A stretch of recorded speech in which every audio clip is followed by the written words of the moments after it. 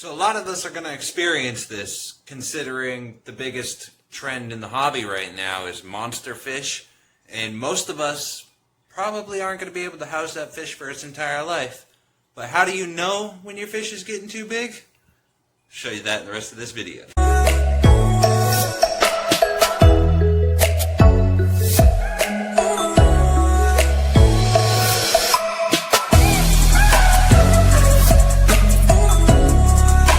So I actually got 3 prime specimens on when your fish are getting too big for your aquarium. Right here you'll see this giant common pleco and this giant common pleco. My tank here, this is 18 inches. These fish, his nose is touching and his tail is touching. That's usually a pretty good indication. If your fish's tail is touching the back glass and his head is touching the front glass, it's probably not too easy for them to turn around. I also have another pleco in Toast tank. This is a public service announcement brought to you in part by Toast the Flower Horn. Did you know by subscribing and hitting the notification bell, you will be notified when more videos come out just like this one? And while you're at it, why don't you hit the like button? Fish like that kind of thing. This message has been approved by Toast the Flower Horn. Now this guy here is the same size as the other ones, but his head does not touch the front glass nor the back glass. So why do I say he's too big? Well, he is. It's simple. This is a 36-gallon aquarium. This guy's 18 inches long. I'm sure if he was to lay right here, the aquarium wouldn't be big enough for him to turn around in at all. But with it being a bow front, there's extra space so he can turn around. To be honest, the only reason I'm getting rid of this guy is kind of greedy, actually. See, my flower horn tank's a bare bottom tank. The water's crystal clear. You can see all the way through, no problem. But it gets super dirty looking because this guy right here, as we all know, common plecos are just poop machines and it just lays everywhere. Most of it gets sucked up, but if all that poop wasn't in there, it would kind of just look like my flower horn was just flying through the air inside of an aquarium, which is what I'm going for. If you're interested why I have a bare bottom aquarium, nothing in this tank, I'm going to make a video in the near future on why I keep my flower horn in a bare bottom aquarium, as well as I'm also going to make a video on the pros and cons of bare bottom, as well as I'm going to compare bare bottom to fully decorated. Alright, so what the plan here is I'm going to take this siphoning tube and I'm going to siphon some water out into this here cooler, and then I'm just going to reach in here and grab these guys.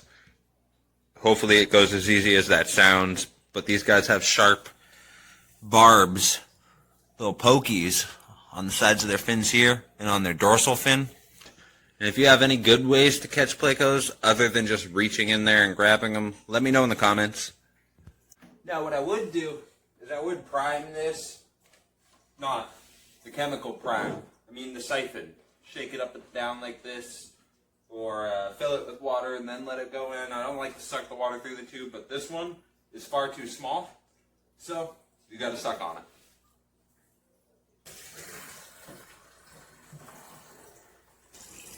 You don't need a lot of water. You do not need to fill this. You just need enough to keep the fish submerged in the water. They're not going to be in there long, just a few minutes. Given the size of these fish, I put 3.5, 4 inches of water in here. I actually think I'm going to try to catch this guy first. Should be a little bit easier.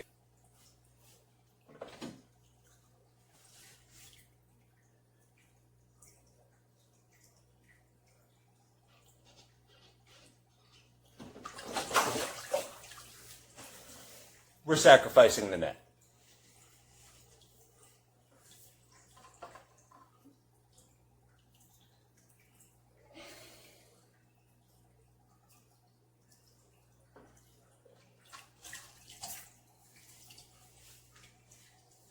That was actually a lot easier than anticipated with the net. I thought he was going to get stuck in here because they're really sharp. I actually kind of put a small little cut in my thumb, not bleeding or nothing, but it's still there. Still possible.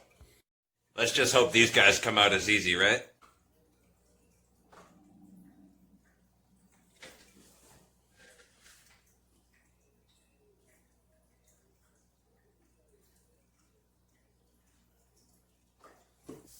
This is exactly what I mean by they get stuck in the net. Their body is just prickly.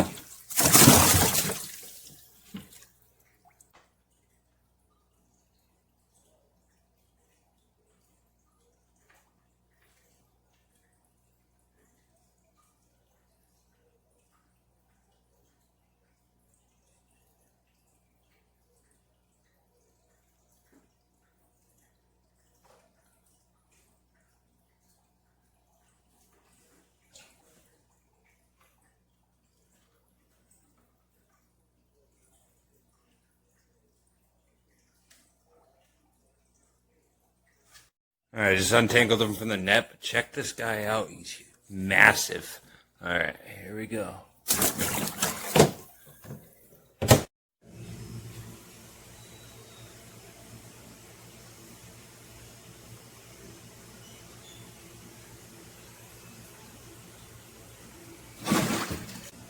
Got this, Keith. Yeah, but only they like stiffen up. Yeah. They hurt? Ooh, yeah, they keep putting spikes up. Seriously.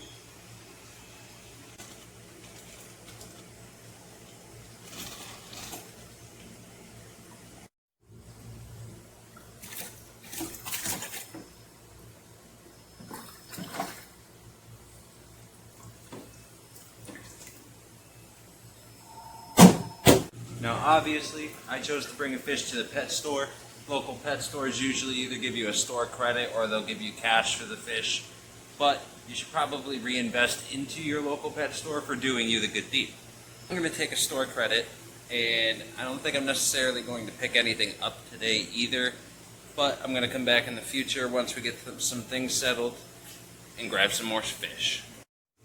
If you don't have a local fish store or a fish store that does take fish from the outside, you can always ask around on some Facebook groups, but make sure your fish are going to adequate homes, guys. I can't stress that enough. Or if you know somebody within the hobby, you can also ask them if they would like the fish or if they would know anybody as well. Just be responsible about it. Yeah, these guys are doing great in this 200, or 220 actually. They're going to be just fine in here for a little while until they get sold. The only thing in this tank that's actually for sale, so don't show up here trying to buy, the arowana or the purple rose queen. Alright guys, that's all I got for you today. I just wanted to share my experience and my opinions on what to do when your fish get too big for your aquarium.